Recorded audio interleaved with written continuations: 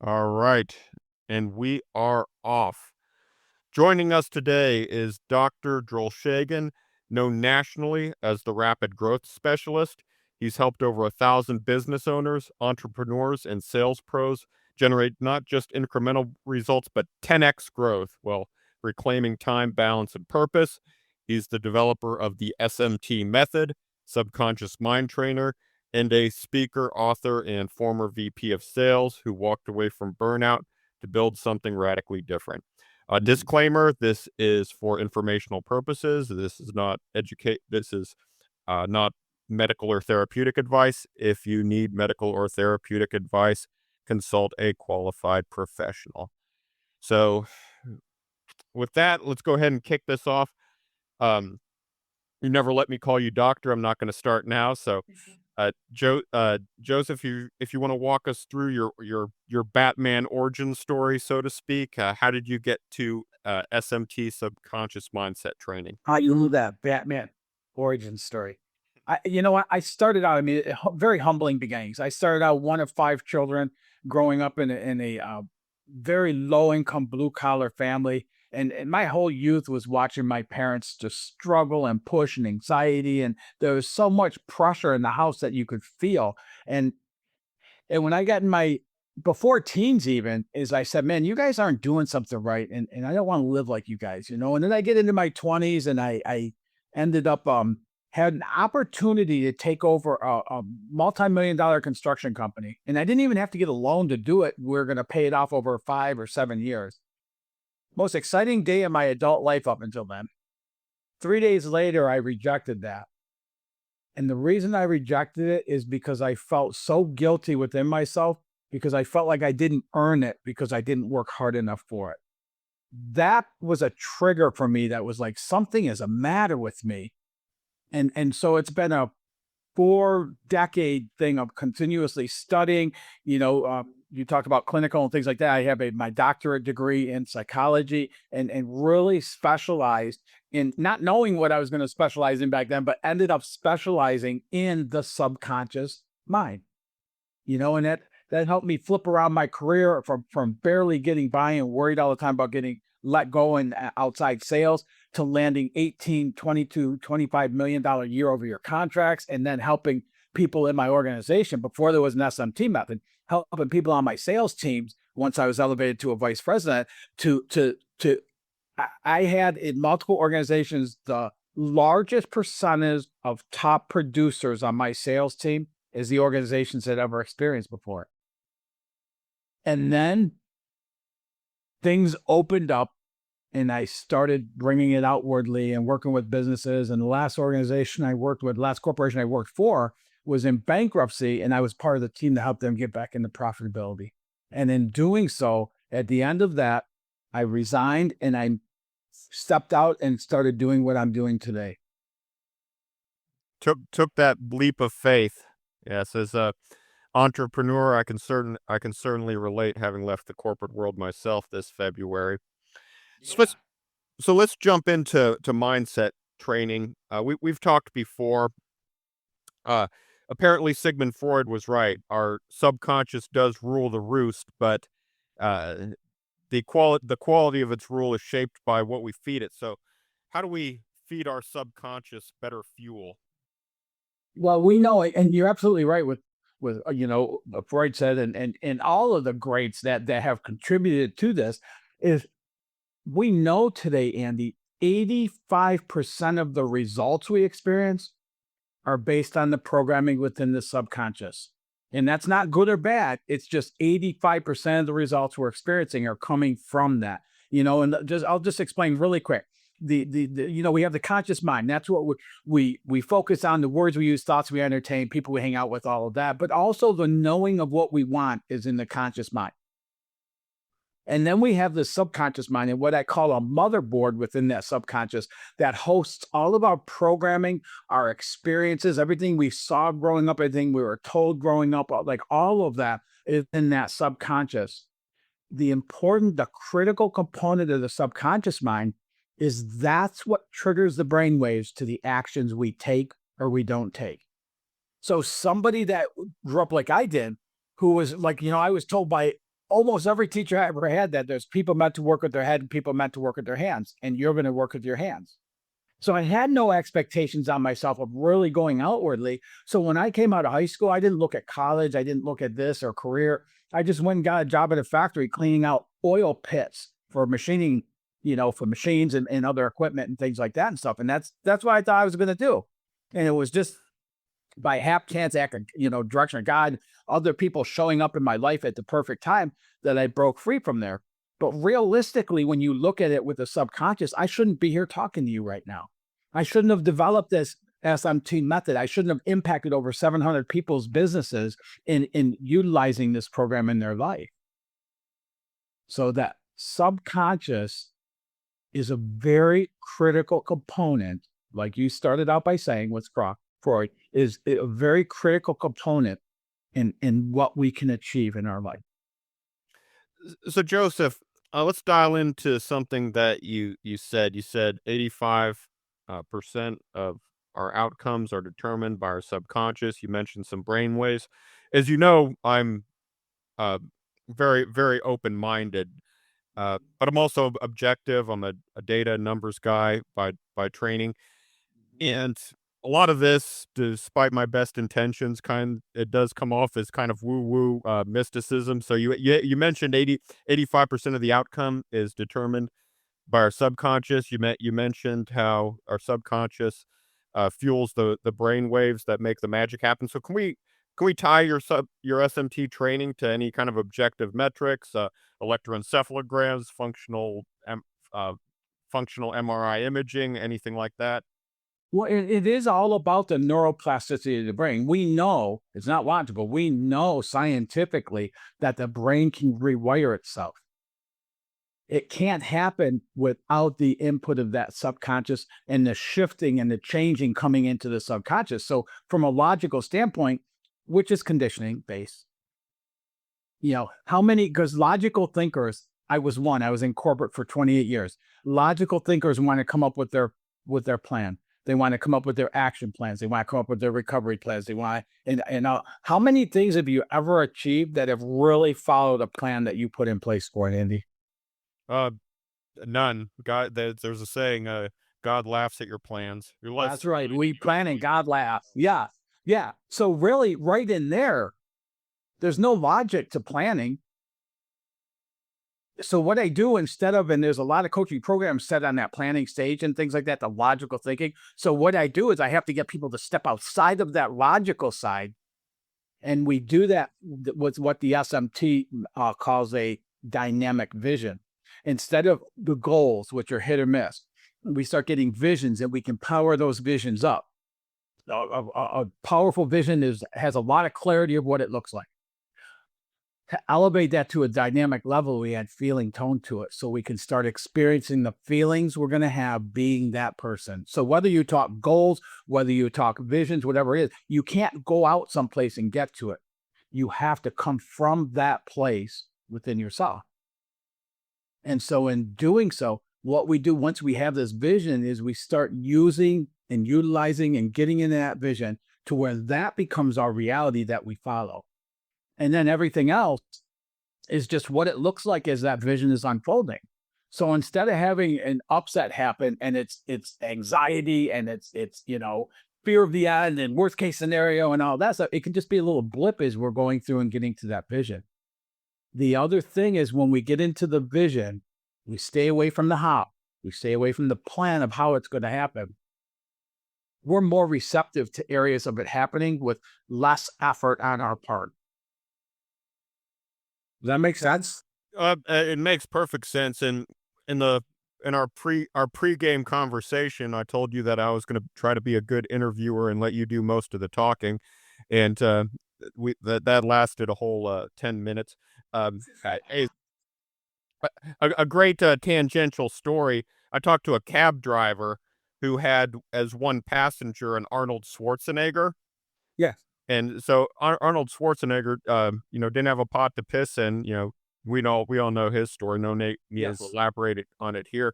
So he brought out of this pillowcase, which contained all his possessions. he talked about he showed this cab driver the house he's going to own one day, the blueprints for it. Pulled it out of his pillowcase because he didn't even have a bag to put it in. And he, as you know, Arnold, he turned out okay. You know, he's got. Did he? I don't know what happened with him. You might have heard of him, a certain actor, governor. We're familiar, yeah, somewhat. So, okay, so you sold me on the process. So let me go a step further with Arnold because you're talking about that, Andy. Sure. Is I learned this from him. When he used to work out, when he was competing and things like that, when he would work out, he would always leave open his most unliked body part. So when he was working out, he could really focus not on what it looked like then, but what it was going to look like. That's all visioning. You can't do that and come from logic and be able to do that. You have to step outside the logic. Yeah. That makes perfect sense. As you know, that's what I do, men's health and fitness coach, and that mind-body connection, envisioning the muscle envisioning the muscle working and growing. That's not woo-woo mysticism. That's what the top scientists in this field are preaching. So, all right, sold. Now let's dive into a typical client engagement. I'm guessing, like a lot of coaches, people don't consult you because the sun is shining and they're just making more money than they know what to do with. So walk us through a typical client engagement. Yeah, typically I work with two people. I work with business owners. Anybody personal transformation, really, because it's all personal transformation. But I focus on working with business owners who are tired of hitting those revenue plateaus, or they're just struggling and not being able to get it. And typically the logical mind says, well, you got to work harder, you got to do more, which just disintegrates the results even more. And so ideal client for me, I won't work with anybody who doesn't have a beginner mindset, first off. And what I mean by that, Andy, is we meet a lot of people who go, I know, right? And what I tell people is, we all know a lot, but if a beginner mindset will look at something and say, what can I take from this and add to what I already know? That's a beginner mindset. Somebody who's trapped in that I know, which is conditioning, it's programming. Somebody who's trapped in that nobody can do anything for that person, because if they already know everything, that's the best they're ever going to get to. So they're struggling. So that's the key component that tells me whether I can help somebody or not.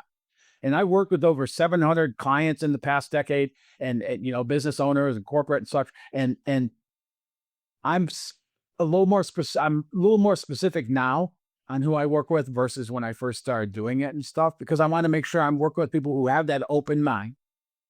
And even if they're living, the logical life, that I can help them move into that other side and stuff. And because we need logic, right? We need to be able to think logically and things like that. So, but it's not to run our whole entire life. To develop a dynamic vision, we need to tap into our imagination that we are so often taught to shut down as we're getting older, even in elementary school.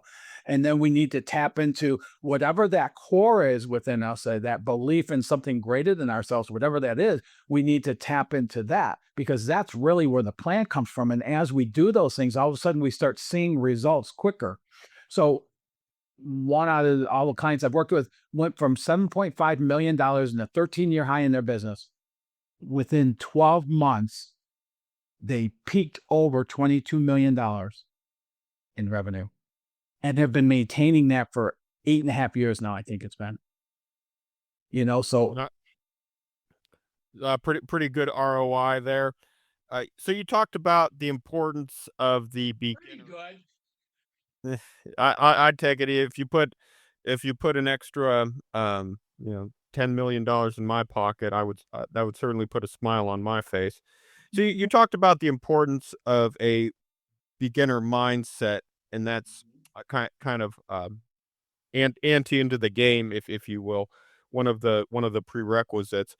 If somebody approaches you and they don't have it, is there any way to warm them up, or are you just fishing in a unstocked pond. You got to cut your losses and look for a different client. I've had people that I can talk to and have the conversation and help them see the other side of it. And they go, okay. Now it takes some practice, right? As we start working together, I've worked with some of those people, and it's like a reminder to that. It's like shifting things, and there's tools in the SMT method to do that. But it's shifting that into that beginner mindset, even at a deeper level and stuff. But then there's people that are just locked down. One of the things with business owners, one of the things I hear all the time when I tell people, why is your business struggling? And they go, because of the economy. Oh my God, there's so much competition here. No, none of us are going to do well. And they have and I know that's not true. That's not even truth, because we see businesses take their greatest strides down in a down economy. And then we see so many organizations struggling during boom times. So it's not about the economy. It's not about the outside environment. It's not about outside influences. It's about our perceptions to those things. And so as we shift our perceptions, we start seeing a bigger opening. And I'll tell you a quick example of this. I had a client who was in Virginia. They were a realtor. Life situations, everything, they moved to Tennessee. Before they moved to Tennessee, a few weeks before, we started building that vision about what it's going to be like. And they were just lit up, and they said, well, I'm going to go there and people are just going to come across me. I'm not even going to have to reach out to people and stuff. And so they went out there, and the first couple of weeks they were out there, they get gas, and all of a sudden somebody would, like, at the next pump would start a conversation with them. They tell them what they did, end up giving cards, ended up getting listings and showings, and people looking at houses and things like that and stuff. And then the third week they were there, they went to 2 networking events for realtors. And they came out of those picking up a struggle. This is so hard to do here. It's almost impossible, because that's what the people from there were telling them they were experiencing. So now all of a sudden, now they went from like bringing things up, and it just automatically flowing to dropping off to nothing. And even some of the things they had already set up in this mode had fell off now. And so what we had to do is, because their perceptions changed, they set the vision, this is going to be easy and this and that. They go to the 2 networking events, and everybody's talking about how hard it is and competition and lack of houses on the market and things like that stuff. And it instantly became very hard for them, and everything followed suit with that. So let's dial into that. It sounds like SMT is not set it and forget it, right? So we had this guy, he was making good progress, if I understand correctly. He was making good progress, and then he met some Debbie Downers, and it stopped him dead in his tracks, it sounds like. So how do we so first, correct me if I'm wrong, and second, how do we maintain that vigilance to keep progressing? And that's the SMT method, because it happens so closely together. And I only work with so many clients, so they each have my personal number. So what I tell them is, I only work with so many clients at a time, so that I have times. If something comes up for you, don't wait till our next scheduled call. Call me, reach out to me. But I quit taking on the responsibility of thinking that when I pick up somebody's energy and reaching out to them, they have to, be responsible as well. So what happened is, the person had this happen in 2 weeks. And then the next week when they came into their call, it was, they were vague about it. They didn't get into the details of it, about the networking events, and they met some people and this and that. They didn't tell me about what happened there. So then they're going, the next week is when they started talking about their business going down. I've started asking why, and we started diving into it. That's when I found that out. And I was like, okay, as quickly as that shifted your perceptions away from what you were experiencing, let's bring that back up. Let's power that back up. And as we go forward into the program, it's like an unfolding. It builds upon itself.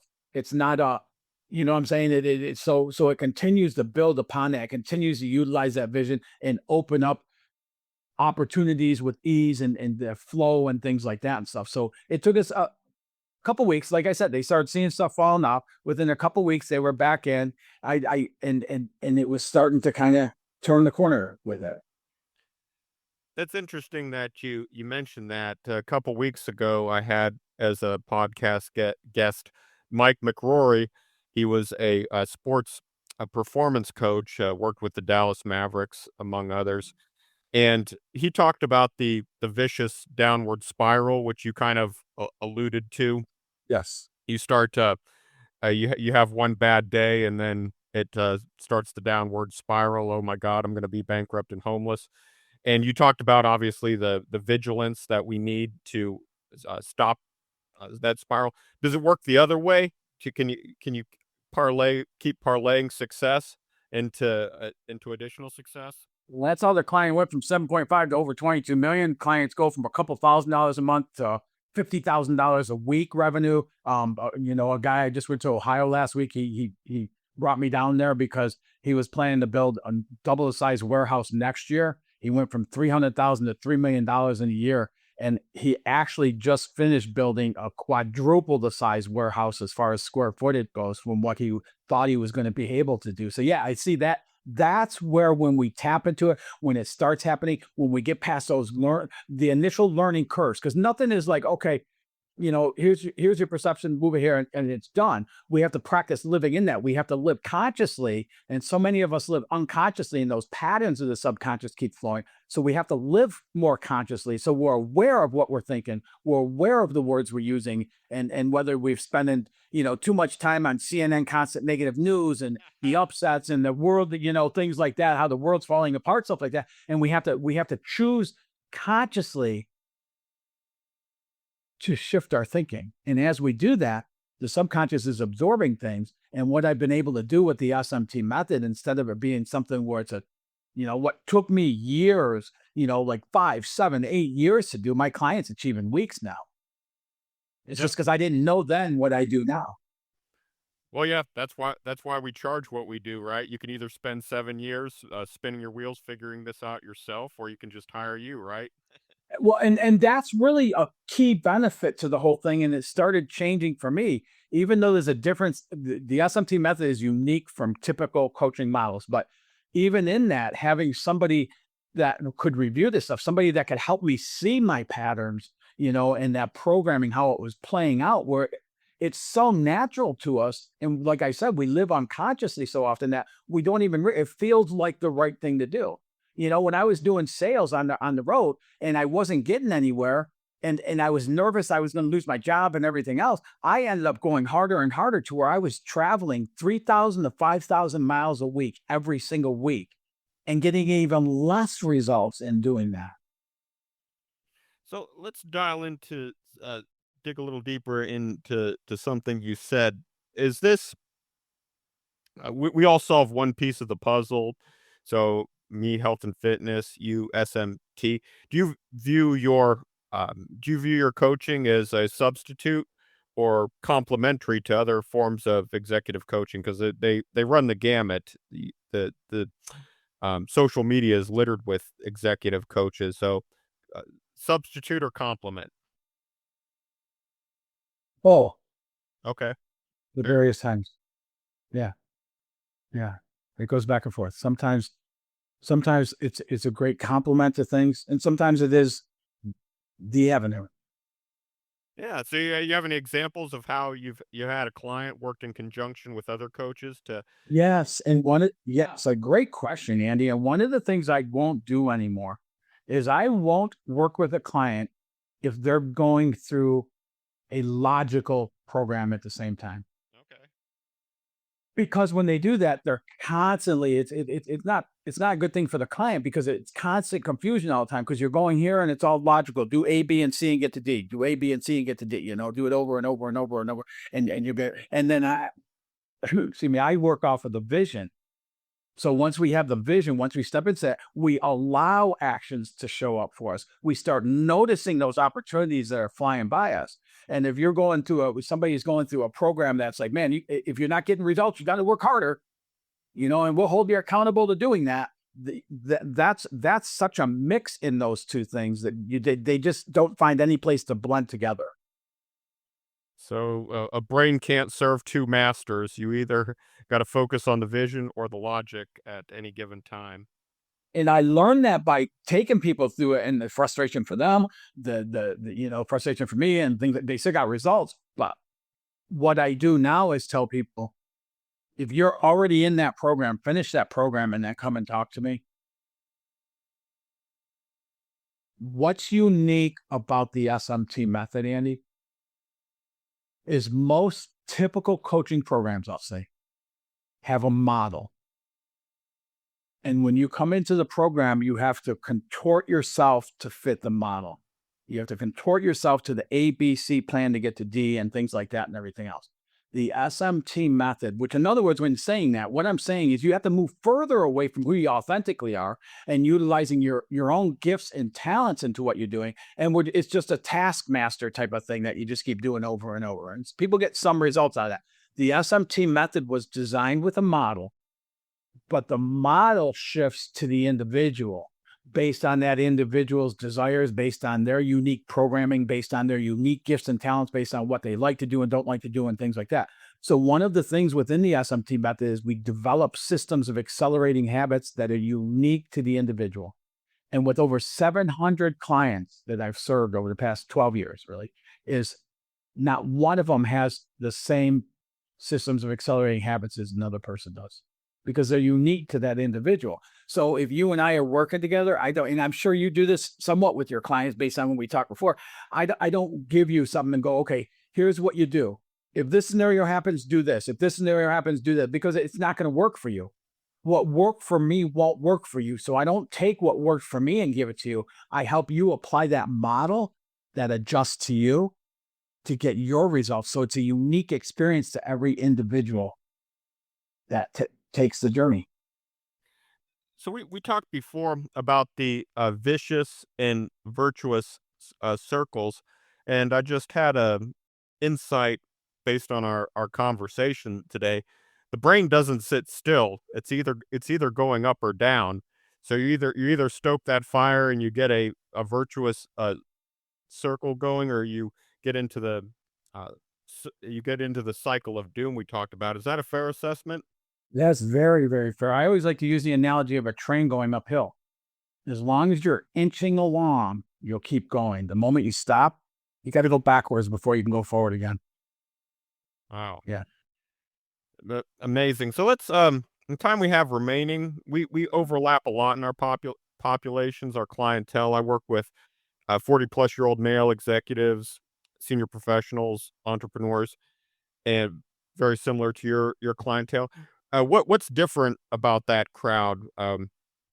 Any kind of pivot points you see about that around that age that you specifically need to address? Yeah. Two things I would say. One thing is their patterns, their programming is more ingrained in them.